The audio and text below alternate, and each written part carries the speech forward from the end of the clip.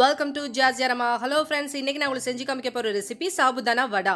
இத ஜவ்வரிசி வடைன்னு கூட நம்ம சொல்லலாம். சாபுதானா வடாங்கிறது மும்பை, புனே இந்த மாதிரி நார்த்லலாம் ரொம்ப ஃபேமஸான வடை தான் இந்த ஜவ்வரிசி வடை. இந்த வடை வந்து வெளியில டெக்ஸ்சர் வந்து நல்லா கிறிஸ்பியா இருக்கும், உள்ள வந்து ஜெல் மாதிரி நல்லா சாஃப்டா இருக்கும். அதனால தான் உங்களுக்கு பிச்சு காமிச்சிருக்கிறேன். பாருங்க, ரொம்ப சூப்பரா இருக்கும். இந்த வடை எப்படி செய்யலாங்கிறத வாங்க வீடியோக்குள்ள போய் பார்க்கலாம். ஜவ்வரிசி வடை செய்யறதுக்கு நான் 200 கிராம் அளவுக்கு மாவு ஜவ்வரிசி எடுத்து வச்சிருக்கிறேன். இதுக்கு வந்து நைலான் ஜவ்வரிசி நம்ம யூஸ் பண்ணக்கூடாது. இந்த மாதிரி ஒயிட் கலர்ல உள்ள மாவு ஜவ்வரிசி தான் யூஸ் பண்ணணும். இதை ஒரு பவுல்ல நம்ம முதல்ல வந்து எடுத்து போட்டுக்கிடலாம். ஃபர்ஸ்ட் வந்து நம்ம நல்லா வாஷ் பண்ணணும் இந்த ஜவ்வரிசியை. இதுல வந்து தூசி எல்லாம் இருக்குங்கிறதால ஃபர்ஸ்ட் நல்லா தண்ணியை விட்டு நல்லா வாஷ் பண்ணி எடுத்துக்கிடலாம்.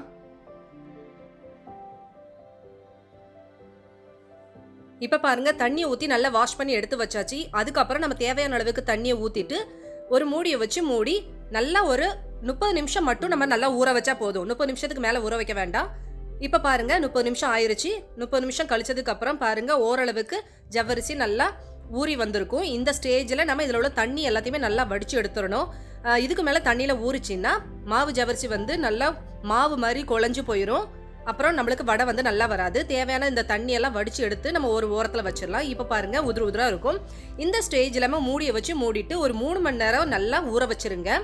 இல்லைன்னா ஓவர் நைட்டு கூட நம்ம ஊற வச்சு எடுத்துக்கலாம். இப்போ பாருங்க, நான் ஒரு 3 மணி நேரம் ஊற வச்சு எடுத்தாச்சு.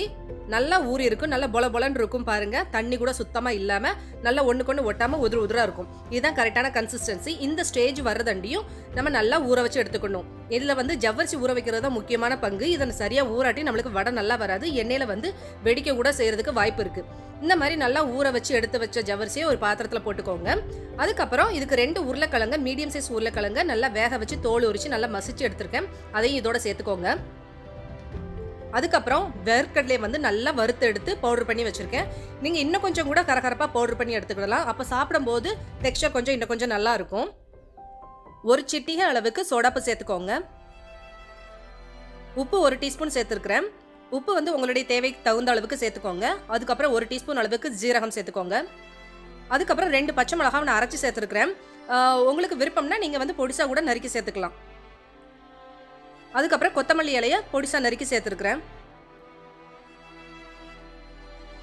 அதுக்கப்புறம் 1 டீஸ்பூன் அளவுக்கு ஜூஸ் வர்ற அளவுக்கு லெமன் ஜூஸ் வந்து புளிஞ்சுக்கோங்க. இப்போ இது எல்லாத்தையும் ஒன்று சேர்த்து நல்லா மசிச்சு பிசைஞ்சு எடுத்துக்கிடணும். இதில் வந்து ஜவ்வரிசி, உருளைக்கிழங்கு, அந்த வேர்க்கடலை எல்லாம் ஒன்று சேர்ற அளவுக்கு நல்லா கையால் நல்லா மிக்ஸ் பண்ணணும்.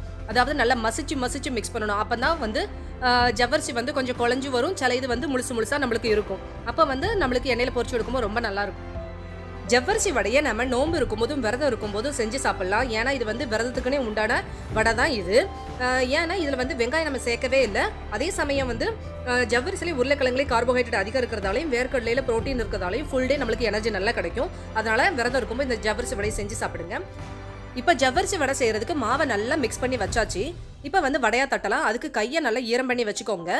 இதுக்கு வந்து எண்ணெயெல்லாம் நம்ம கையில் தேய்க்க வேண்டாம். அதுக்கு பதிலாக கையை ஈரம் பண்ணிக்கிட்டு அதுக்கப்புறம் ஒரு பெரிய சைஸ் அளவுக்கு உருண்டை எடுத்து நல்லா வடை போல் தட்டணும்.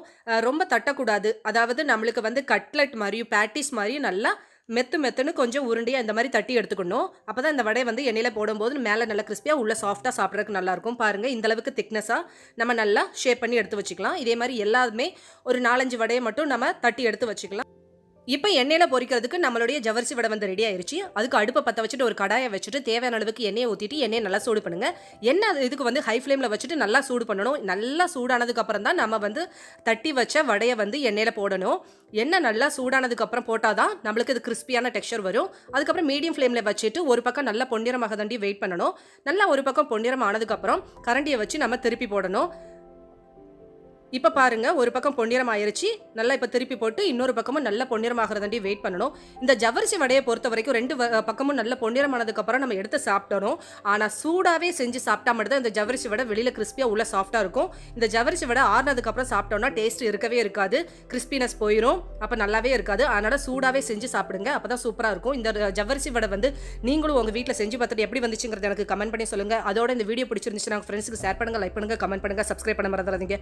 உங்களை நெக்ஸ்ட் வீடியோவில் சந்திக்கும் வரை பாய் அண்ட் தேங்க்யூ.